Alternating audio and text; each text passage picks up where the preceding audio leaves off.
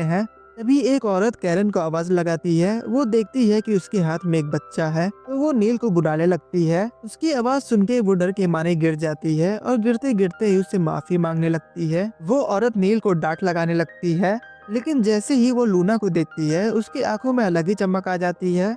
दूसरी तरफ एलिशा को ब्रोको के पास ले जाया जाता है, जो कि उसका टेम्पोररी बॉस है, क्योंकि उसका असली बॉस डेंजन में गया हुआ है। लेकिन वो लोग उससे बॉस बुलाने को तैयार ही नहीं थे। लेकिन उनसे बात मनवाने के लिए रोको उन लोग के सामने एक ट्रोल को लाता है, जिसे देख के एलिशा काफी ज्यादा हैरान हो जाती है, क्योंकि ट्रोल्स काफी ज्यादा ताकतवर होते हैं और उन्हें ट्रेन करना काफी ज्यादा मुश्किल होता है। वो रेड स्टोन वाले बैग को निकालते हैं। हमने सुना था कि हेडन के किंगडम ने कुछ हीरोज को क्लेविटस को मारने के लिए भेजा था। उनमें से कोई भी वापस जिंदा नहीं आया और इसकी वजह से उनका किंगडम भी तबाह हो गया। जो हमने बातें सुनी है, तुम उन्हीं में से एक हीरोज लगती हो। और ये स्टोन जितना प्योर है, ये यहाँ वहाँ मिलता भी नहीं है। वो उसके ब्लेड को देख के हैरान थी, क्योंकि रेड और से वेपन सिर्फ हेडन की रॉयल फैमिली बना सकती है। ये ब्लेड ये तो नकली है, पर ज्यादातर लोगों को इसके बीच का फर्क पता ही नहीं है। तो हमारा काम मस्त चल रहा है। और अब क्योंकि रॉयल फैमिली मर चुकी है, तो असली ब्लेड बनेगी ही नहीं। इसका हम बहुत ज्यादा फायदा उठा सकते हैं। तुम तो हीरो हो ना, बाकी के हीरोज का वेपन कहाँ है? लेकिन एलिशा उसे कुछ नहीं बताती है, तो वो अपने बंदों को उसे टॉर्चर करने के लिए कहता है और उससे इन्फॉर्मेशन निकलवाने को बोलता है। और उससे इन्फॉर्मेशन निकलवाने के बाद वो उसके साथ मजे भी कर सकते हैं। दूसरी तरफ कैरन रेस्टोरेंट में काम कर रहा था और नील बच्चे को फीड कर रही थी।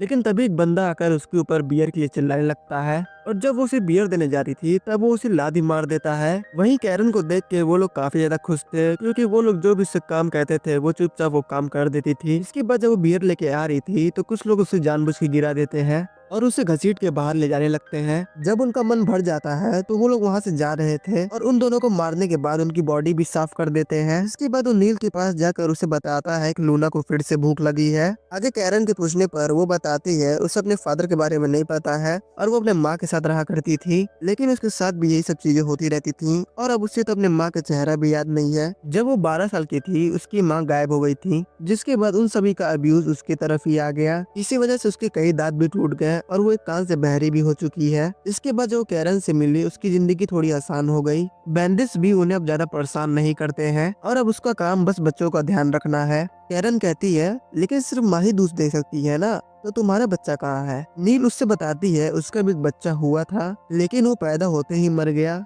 इसके बाद उसके अंदर जीने की इच्छा ही मर गई। लेकिन जब उसे होश आया तो एक छोटा बच्चा दूध पी रहा था। इसके बाद उसके पास और भी बच्चे आने लगे और इसी तरह वो नर्सिंग मेड बन गई। वो अपने बच्चे को नहीं बचा पाई, इसलिए वो किसी और के बच्चे को भूखा मरते हुए नहीं देख सकती है। कैरन, मैं ज्यादा ह्यूमन पे भरोसा नहीं करता हूँ, पर मैं तुम पे शायद कर सकता हूँ। क्या तुम मेरे साथ यहाँ से जाना चाहोगी? उसकी बातें सुनकर नील थोड़ा हैरान थी और थोड़ा खुश भी, और वो उसे याद दिलाती है कि वो भी एक स्लेव है और वो यहाँ से निकल कैसे सकते हैं। फिर वो वहाँ से चली जाती है। दूसरी तरफ एलिशा को बैंडिट्स एक ब्रिज के थ्रू ले जा रहे थे, जहाँ से नीचे वो एक बंदे को देखते हैं। वो भी एक स्लेव है। बैंडिट्स उससे कहते हैं अगर वो पानी से वेपन ले आया तो वो लोग उसे यहाँ से जाने देंगे। इसी उम्मीद में वो पानी में कूद जाता है। ये देख कर एलिशा चिल्लाने लगती है और उससे कहती है वो जल्दी से वहाँ से बाहर आ जाए, क्योंकि लेजेंड्स के अकॉर्डिंग उसके अंदर मॉन्स्टर भरे पड़े हैं। लेकिन तब तक बहुत देर हो चुकी थी। कुछ सेकंड बाद ही वो मॉन्स्टर उसे बाहर लेकर आता है, उसके वाइफ के सामने उसके टुकड़े टुकड़े कर देता है। ये सब देख के एलिशा काफी ज्यादा दुखी थी, लेकिन वो बैंडिट्स हंस रहे थे। 300 साल पहले फ्लड की वजह से यहाँ पे मॉन्स्टर आ गए थे।